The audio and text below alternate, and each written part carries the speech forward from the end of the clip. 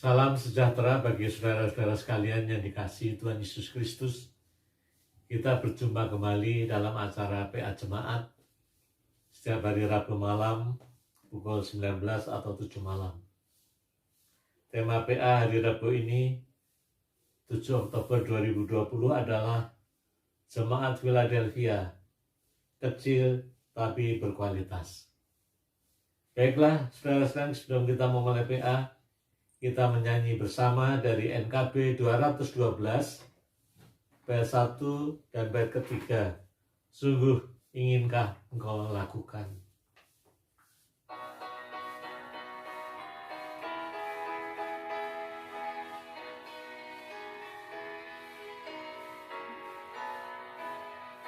Sungguh inginkah engkau lakukan hal besar, jangan tunggu tiba saatnya.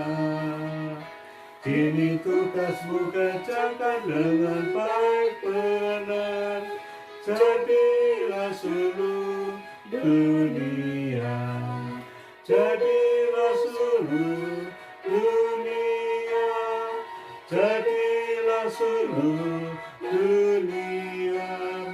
Mungkin ada yang terhibur karena sinarnya, jadilah seluruh dunia.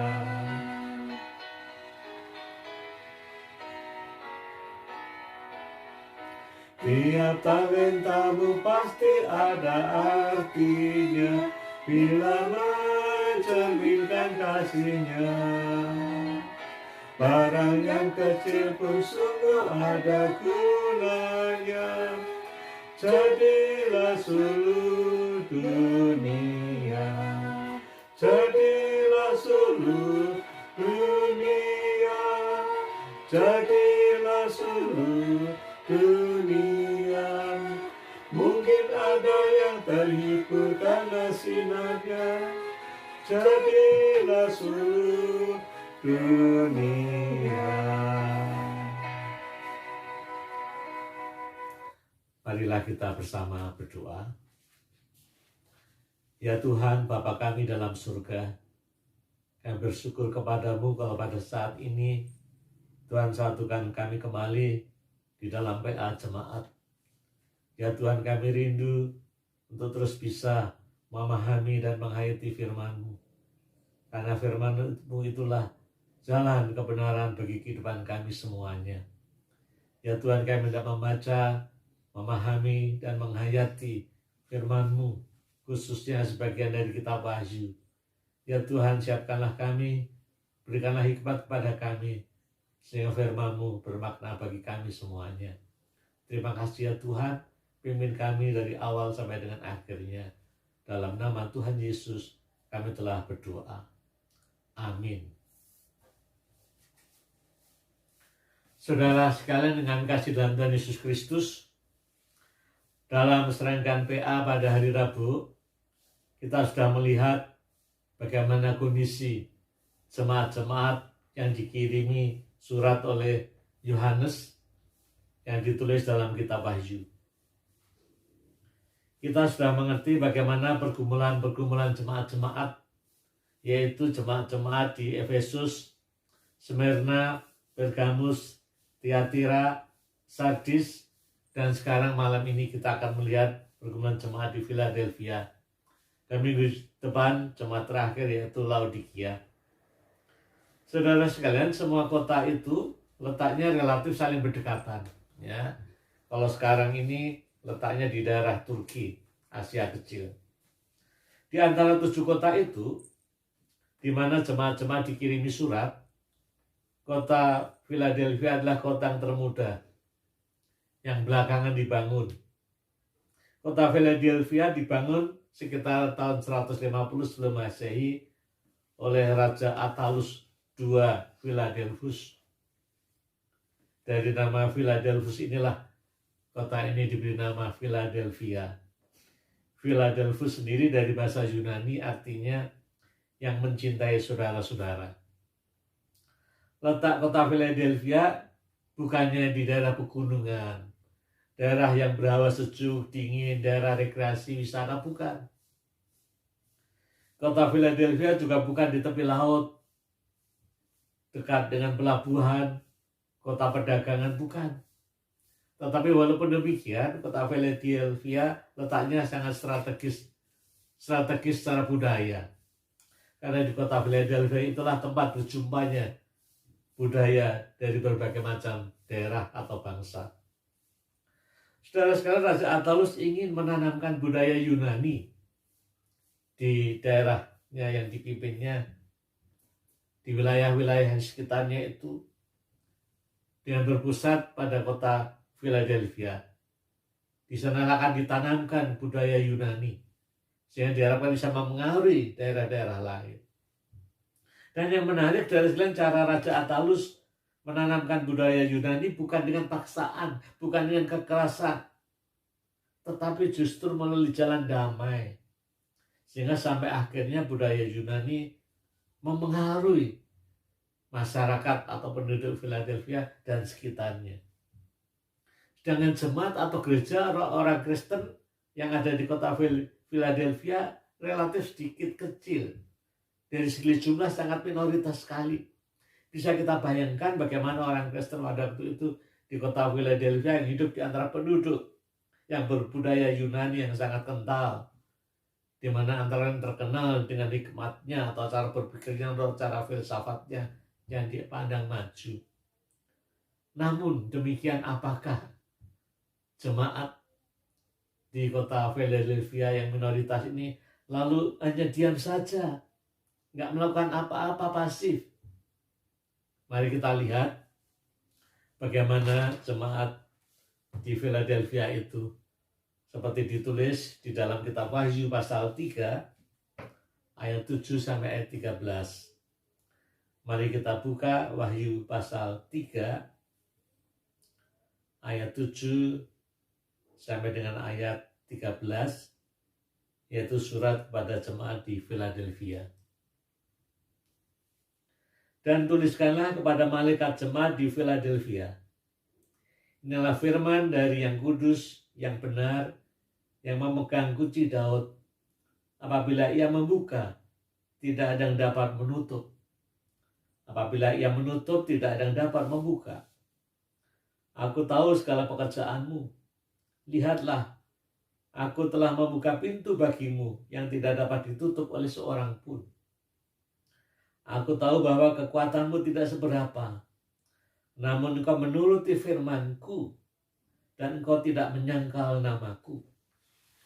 Lihatlah beberapa orang dari jemaah iblis, yaitu mereka yang menyebut dirinya orang Yahudi, tetapi yang sebenarnya tidak demikian, melainkan berdusta, akan kuserahkan kepadamu.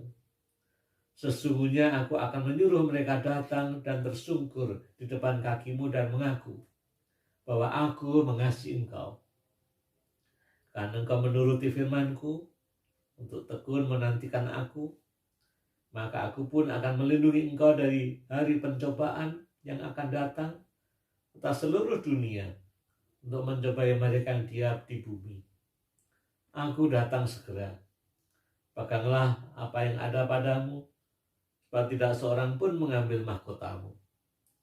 Barang siapa menang, yang akan kujadikan soko guru di dalam bait suci Allahku, dan ia tidak akan keluar dari situ. Dan padanya akan kutuliskan nama Allahku, nama kota Allahku, yaitu Yerusalem baru, yang turun dari surga dari Allahku, dan namaku yang baru. Siapa bertelinga, baiklah ia mendengarkan apa yang dikatakan Roh kepada jemaat-jemaat. Saudara sekalian, seperti biasa, surat Yohanes kepada jemaat di Philadelphia ini diawali dengan pengantar, yaitu ayat yang ke-7. Dan pengantar ini mengatakan wibawa dari surat ini. Wibawa dari surat ini yaitu pada Tuhan Yesus sendiri. Di sana dikatakan pada ayat yang ke-7b, inilah firman yang kudus, yang benar, yang memegang kunci Daud. Tuhan Yesus disebut sebagai yang kudus, yang benar. Gelar ini, yang kudus dan yang benar ini, di dalam Wahyu pasal 6 ayat 10 dikenakan kepada Allah sendiri. Itu artinya antara Allah dengan Tuhan Yesus punya gelar yang sama, yaitu Yesus Allah juga. Sehingga gelar Allah juga gelar Yesus juga gelar Allah. Lalu Yesus dikatakan mempunyai kuasa memegang kunci Daud. Apa artinya? Saudara sekalian, Tuhan Yesus memegang kunci Daud artinya adalah Tuhan Yesus memang keturunan Daud. Di dalam Perjanjian Lama dinubuatkan bahwa keturunan Daud akan memerintah selama-lamanya dan memerintah segala bangsa. Keturunan Daud yang memerintah selama-lamanya dan memerintah segala bangsa ini disebut dengan gelar Mesias, yaitu Raja yang diurapi Allah sendiri. Lalu siapa sebenarnya Mesias yang adalah keturunan Daud? Tidak lain adalah Tuhan Yesus Kristus sendiri. Tuhan Yesus Kristus sebagai keturunan Daud mempunyai kuasa membuka dan menutup. Pertanyaannya adalah membuka dan menutup apa? Banyak penafsir berpendapat maksudnya membuka dan menutup adalah membuka dan menutup Yerusalem baru atau kerajaan surga. Itulah yang disinggung juga pada ayat yang ke-12 bagian B. Dan padanya akan kutuliskan nama Allahku, nama kota Allahku, yaitu Yerusalem baru yang turun dari surga dari Allahku. Jadi saudara sekalian, Tuhan Yesus sebagai keturunan Daud yang memerintah segala bangsa, memerintah selamanya sebagai Mesias yang diurapi Allah, adalah juru selamat yang mempunyai kuasa menyelamatkan dan membinasakan. Mempunyai kuasa menerima atau menolak. Dan kuasa ini mutlak, tidak ada yang bisa mengaturnya. Karena kunci kerajaan surganya satu, dipegang Tuhan Yesus Kristus sendiri. Sekarang berikutnya, kita lihat bagaimana kondisi jemaat Philadelphia saat itu. Ini menarik sekali, kita lihat ayat yang ke-8. Aku tahu segala pekerjaanmu, lihatlah aku telah membuka pintu bagimu yang tidak dapat ditutup oleh seorang pun. Bagian pertama ayat 8a ini mengatakan bahwa jemaat Philadelphia dibuka pintu, masuk dalam kerajaan surga. Terbuka bagi mereka, akan membuka pintu bagimu, dan tidak ada orang yang bisa menutupnya. Lalu mengapa jemaat Philadelphia diterima masuk dalam kerajaan surga Yerusalem baru? Karena ini berikutnya ayat yang 8b. Aku tahu bahwa kekuatanmu tidak seberapa, namun engkau menuruti firman-Ku dan engkau tidak menyangkal namaku. Dari segi potensi atau kekuatan, memang jemaat Philadelphia tidak seberapa. Jumlahnya juga nggak banyak, potensi ekonominya mungkin juga nggak banyak. Tapi dari segi komitmen kepada Tuhan sungguh luar biasa. Dikatakan menuruti firman Tuhan dan tidak menyangkali Tuhan. Di tengah-tengah situasi yang sulit, hambatan-hambatan, penderitaan, tekanan dari masyarakat sekitar dan seterusnya dari pemerintah, tetapi tetap jemaat Philadelphia ini menunjukkan kualitasnya sebagai orang yang beriman, yaitu menuruti firman Tuhan dan tidak menyangkal nama Tuhan. Dua hal inilah yang dipuji Tuhan Yesus. Dua hal inilah yang mestinya menjadi juga ada pada jemaat-jemaat atau gereja-gereja orang Kristen pada masa kini, yaitu menuruti firman Tuhan atau ketaatan dan tidak menyangkali Tuhan atau kesetiaan. Ketaatan dan kesetiaan adalah dua hal utama yang menjadi fondasi gereja atau jemaat. Bila di dalam gereja atau jemaat itu tidak ada lagi ketaatan atau kesetiaan, apalagi yang bisa diharapkan? Saudara-saudara sekalian, hari ini terdengar sepertinya biasa dan sederhana. Tapi dalam prakteknya ternyata tidak sesederhana itu. Dalam praktek ada banyak hal yang bias atau menyimpang atau melenceng. Apa contohnya? Misalnya, masih banyak orang Kristen, anggota gereja, bahkan pemimpin gereja sendiri, yang memandang bahwa potensi atau kekuatan gereja terletak pada jumlah anggotanya yang banyak. Kalau jumlah anggota gereja itu banyak, dianggap ini gereja yang hebat, yang berhasil, yang kuat. Pada waktu awal-awal saya lulus sekolah teologi masuk ke sebuah jemaat, yaitu di kota Semarang, salah satu GKI kota Semarang. Pada waktu itu sedang diadakan pertemuan atau rapat majelis, membicarakan, mendiskusikan bagaimana memajukan gereja. Sekonyong-konyong ada seorang penatua yang sudah senior, usianya juga lanjut, sudah banyak makan garam, pengalaman pelayanan. Dia mengatakan kira-kira demikian. Kalau ingin gereja itu banyak anggotanya, gereja ini penuh sama orang gampang. Yaitu kalau orang ke gereja dikasih uang. Siapapun ke gereja dikasih sembako, kasih macam-macam. Nanti pasti orang datang berbondong-bondong dan penuhlah gereja itu. Ya, tapi apakah itu caranya untuk bisa menambah jumlah anggota? Saya pikir-pikir pemikiran si penatua yang senior ini luar biasa. Dia kira-kira mau mengatakan gereja yang benar bukan terletak pada jumlah anggota yang banyak dan besar. Karena kalau hanya sekedar itu, segala macam cara bisa dipakai. Tapi gereja yang benar adalah kalau jemaatnya setia melayani Tuhan. Contoh yang pertama, bahwa kehebatan, kekuatan, potensi gereja bukan terletak pada jumlahnya yang banyak, jumlah anggotanya. Yang kedua juga sama, kehebatan dan kemajuan gereja, potensi gereja, seringkali juga bisa disalahpahami terletak pada keuangan gereja yang banyak. Kalau gereja itu anggotanya banyak yang kaya, banyak duitnya, wah, dianggap ini gereja ini mantap, gereja yang kuat, gereja yang besar, berhasil, dan seterusnya.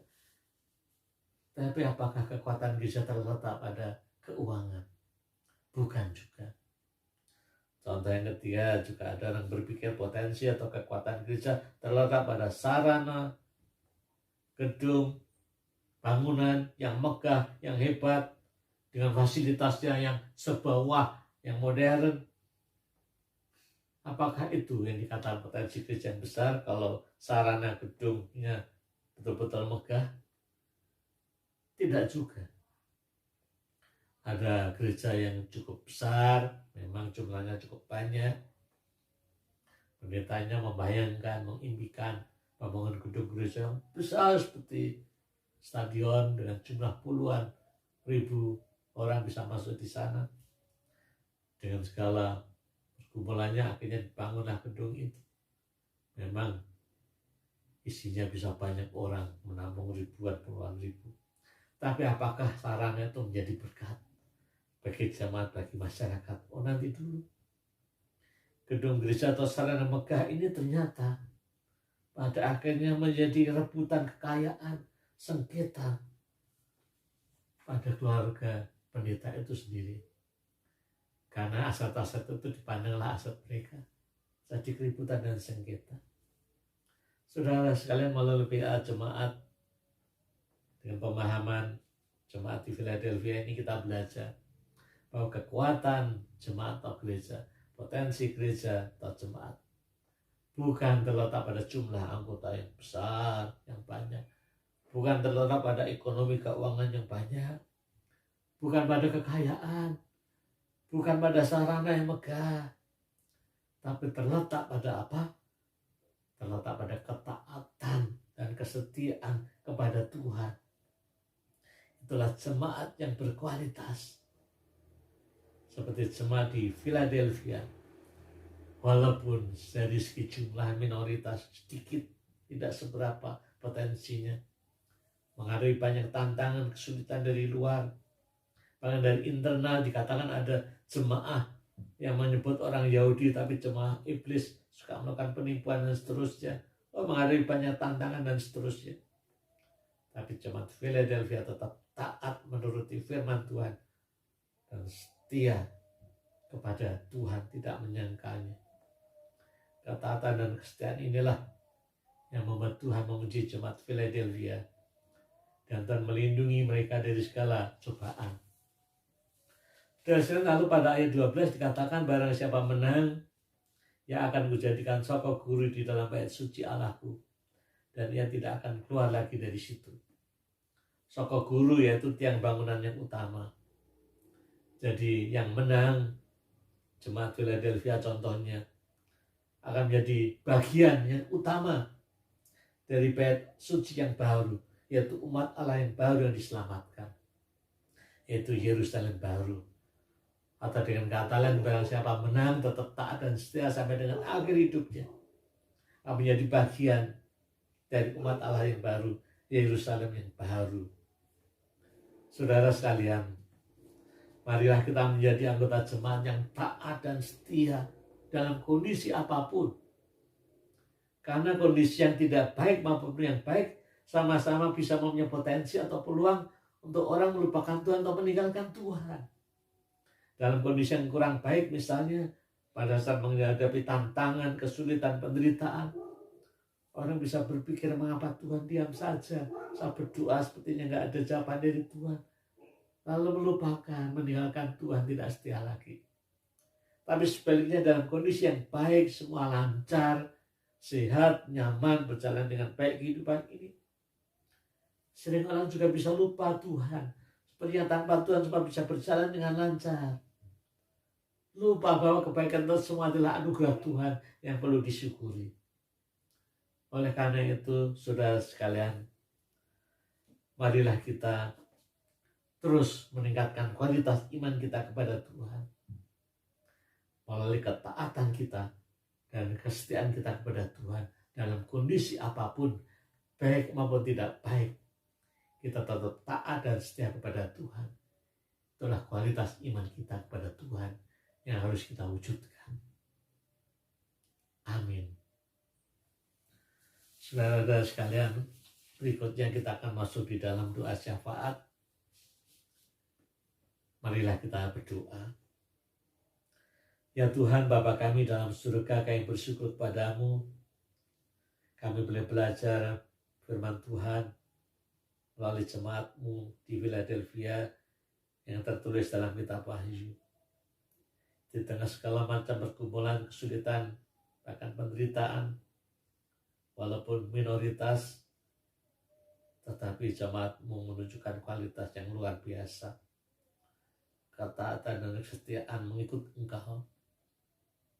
Ya Tuhan, kiranya kami belajar dari mereka semuanya. Di tengah kesulitan yang kami alami, mungkin masalah ekonomi, sakit yang kronis, tekanan-tekanan dari orang lain, atau mungkin di tengah-tengah situasi yang nyaman, yang semuanya serba lancar dan enak, kiranya kami tidak melupakan Engkau. Kami tetap taat dan setia kepada-Mu. Juga dalam masa pandemi virus corona ini yang berdampak ke berbagai hal di dalam keluarga, dalam pekerjaan, ekonomi, kesehatan, dan seterusnya. Kiranya kami tetap bersandar kepada-Mu.